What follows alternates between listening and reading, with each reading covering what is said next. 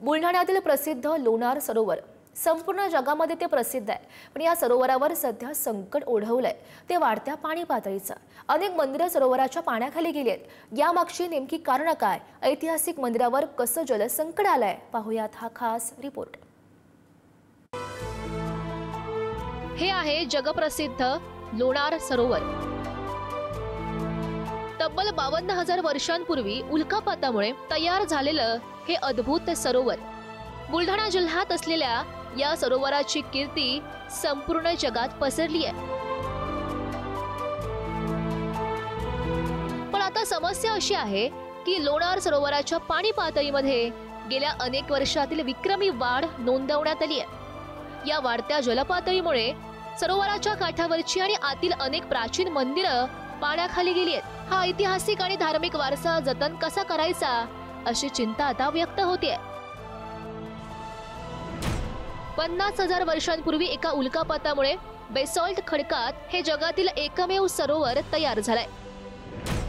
या सरोवरात अल्कधर्मी म्हणजेच साध्या पाण्यापेक्षा जास्त पीएच असलेलं खारट पाणी आहे।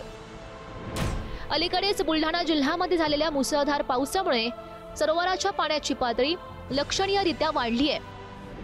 त्यातच लोणार शहरातील सांडपाणी आणि इतर स्रोतातून येणाऱ्या पाण्यामुळेही सरोवराच्या मूळ गुणधर्मात बदल होत असल्याची शक्यता तज्ञांनी व्यक्त केली आहे। सरोवरातलं पाणी वाढल्यानं भाविकांची श्रद्धास्थानं असलेली अनेक पुरातन मंदिरं पाण्याखाली बुडाली आहेत। लोणार शहरातील सांडपाणी मोठ्या प्रमाणात सरोवरात जातंय, त्यामुळे मानवी हस्तक्षेपाचा आरोपही होतोय। सध्या पर्यटकांना जाण्यासाठी लोणार सरोवराच्या काठावर रस्ता तयार करण्यात येतोय।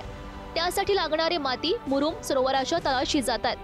वन विभागानं वृक्षारोपणासाठी सुबाभुळाची झाडं काढून खड्डे खणलेत, त्यामुळे आतापर्यंत सुबाभुळाच्या मुळांनी धरून ठेवलेली माती सरोवरात गेली आहे आणि त्यामुळे सरोवराची खोली कमी झाली आहे आणि पाण्याच्या पातळीमध्ये वाढ झाली आहे। सरोवराच्या पाणी पातळीमध्ये होत असलेली ही वाढ केवळ ऐतिहासिक वारसासाठीच नाही, तर सरोवराच्या नैसर्गिक गुणधर्मांसाठी सुद्धा धोक्याची घंटा मानली जाते।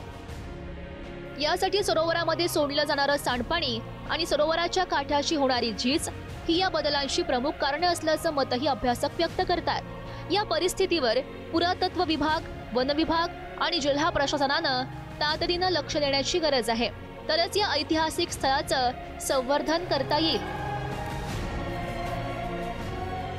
बुलढाणाहून संदीप वानखेडेसह श्रद्धा शिर्के, पुढारी न्यूज।